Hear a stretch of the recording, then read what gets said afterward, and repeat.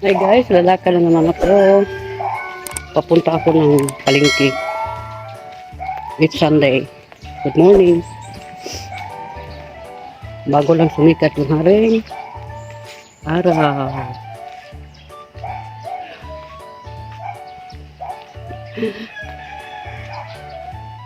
Sasakay ako ngayon. Ang sasakyan, papuntang baba. Ano na, nag-craving ako ng pagkain na yun guys. Ng gulay. Head ko na, bumaba talaga.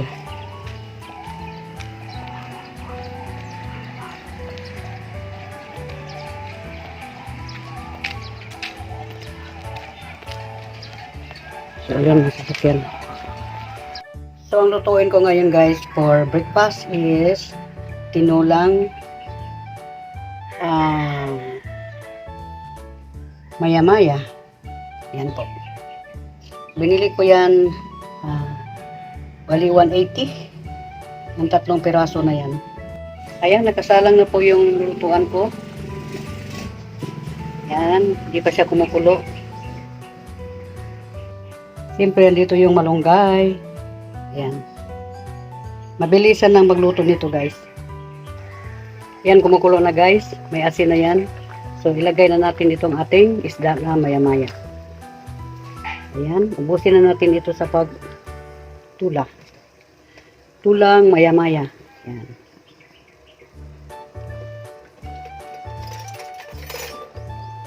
Mabilisan lang talaga pagluto nito guys. Pakuluan lang ito. Gamihan mo ng kamatis. Ayan. Madali lang yan. Pagkatapos nito, yung malunggay. At nakabili na din ako ng bigas guys. Brown rice. Ayan. Ay, red rice pala. Ayan. Tag 58 ang kilo. Bumili lang ako ng bali 6 kilos. Ayan po. Ayan, bumili din ako ng suman. Malagkit. Ayan, ang suman ko na malagkit.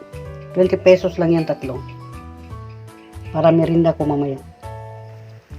So, ilagay na natin itong ating tanglad or lemongrass. Ayan.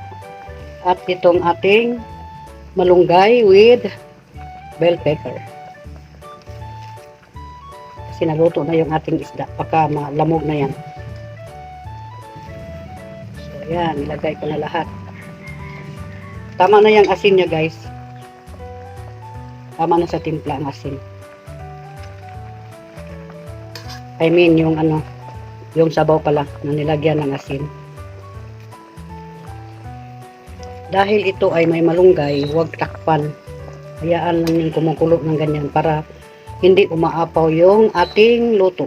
Simple lang talaga. Lagi naman ako nagpupos ng ganitong luto, guys. Ayan. Sobrang kulo.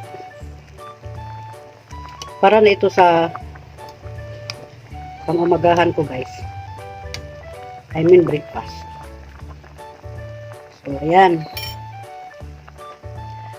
Ang ating maya-maya soup with malunggay. Traditional way. So, happy Sunday sa lahat, guys. Thank you so much for following and watching my videos. Ingat tayong lahat. Love you all. So, ayan na po ang ating luto na maya-maya with malunggay. Ayan ang aking pang-breakfast ngayon. Kain na tayo guys.